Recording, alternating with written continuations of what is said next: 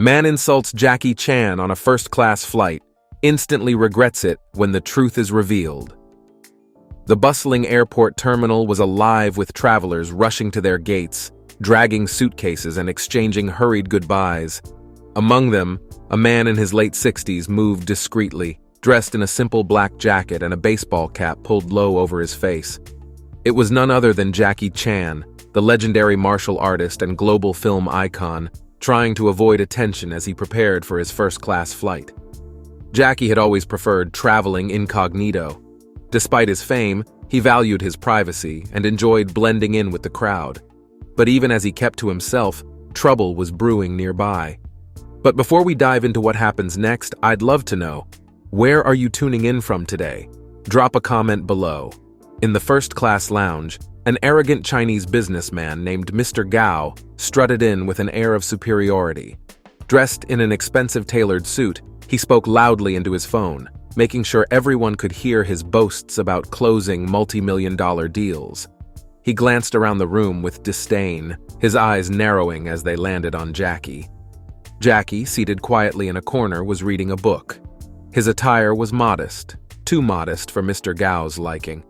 Mistaking him for an ordinary out-of-place traveler, Gao muttered loudly in Mandarin, "What's an imbecile like that doing in first class? He should be in economy where he belongs." A few other passengers overheard but said nothing, though they exchanged uncomfortable glances. Jackie, unfazed, continued reading, ignoring the businessman's jabs. As boarding began, Jackie made his way to his seat in first class. To his dismay, he realized he was seated right next to Mr. Gao. The businessman scoffed and rolled his eyes, muttering under his breath, "Unbelievable." He leaned over and said, "Listen, old man, you're clearly in the wrong place. First class is for people who've earned it." Jackie glanced at him, smiled politely, and said nothing. His calm demeanor only seemed to irritate Gao further. "Don't you understand me? Did you sneak your way in here? Do you even know what first class means?" Gao's voice was rising, drawing the attention of other passengers and flight attendants. "Sir, please lower your voice," a flight attendant interjected, trying to defuse the situation. But Gao waved her off. "No, I have a right to question why someone like *him* is sitting here. People pay good money for these seats." Jackie finally spoke, his voice calm and measured. "Sir, I assure you I belong here just as much as you do. Let's enjoy the flight." But Gao wasn't done. "You belong here, dress like that? Don't make me laugh, I bet you don't even have a proper job. People like you embarrass our culture." He leaned back smugly, convinced he'd won the argument. The plane took off, and for a while, there was peace. But halfway through the flight, Gao's arrogance caught up with him. A flight attendant approached Jackie with a warm smile. "Mr. Chan, it's such an honor to have you on board. Would you like anything special?" The words hit Gao like a thunderclap. He turned to Jackie, his eyes wide. "Si-chan! Jackie Chan!" he stammered, his bravado crumbling. Jackie removed his cap, revealing his unmistakable face. Passengers nearby gasped, recognizing the international superstar. Gao's jaw dropped. The man he'd been insulting for hours was a global icon, a philanthropist, and one of the most respected figures in the world. Jackie turned to Gao, his expression serene. "It seems you've mistaken me for someone else, but I hope this experience teaches you not to judge people by their appearance." His tone wasn't angry or vengeful. It was dignified, a reflection of his character. Gao was mortified.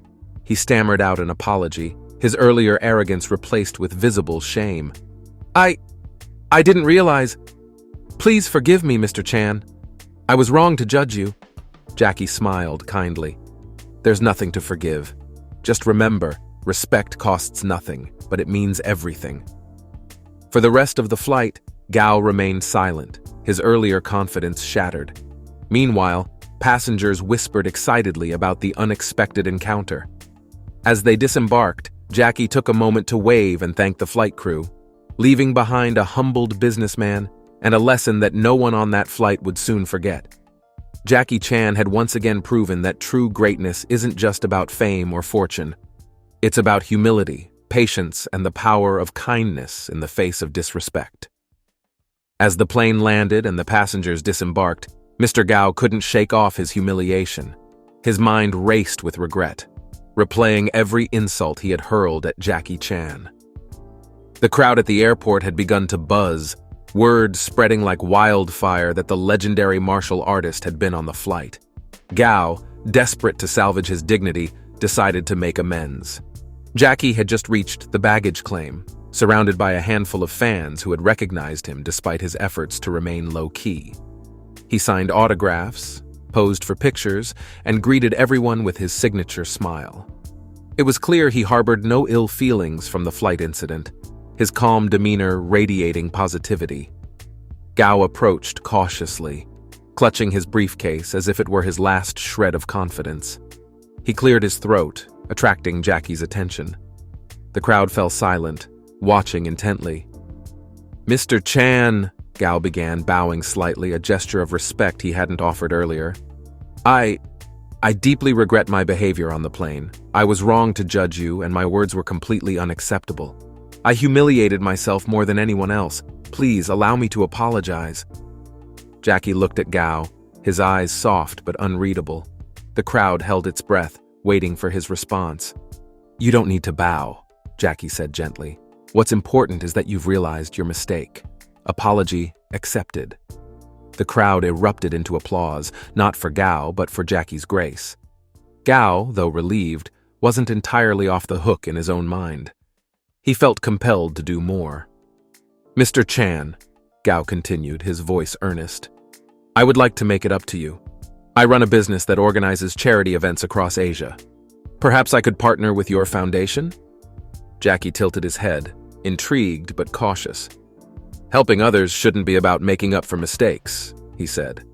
"It should come from a genuine place." Gao nodded quickly. "It is, I assure you. I've supported charities before, but after meeting you, I realize I need to do more, not just for show, but because it's the right thing to do." Jackie studied him for a moment, then smiled. "If that's true, then I'd be happy to work with you. But remember, actions speak louder than words." Gao felt a weight lift off his shoulders. "Thank you, Mr. Chan. I won't let you down." Jackie gave him a light pat on the shoulder. "Let's see what you can do." The crowd began to disperse as Jackie made his way out of the airport, his team discreetly escorting him to a waiting car. Gao stood there for a moment, watching him leave, a newfound respect in his heart, not just for Jackie, but for the lesson he'd learned about humility and kindness. Months later, Gao followed through on his promise.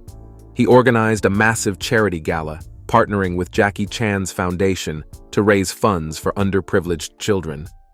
Jackie made a surprise appearance at the event, delighting the attendees and reaffirming his belief in second chances.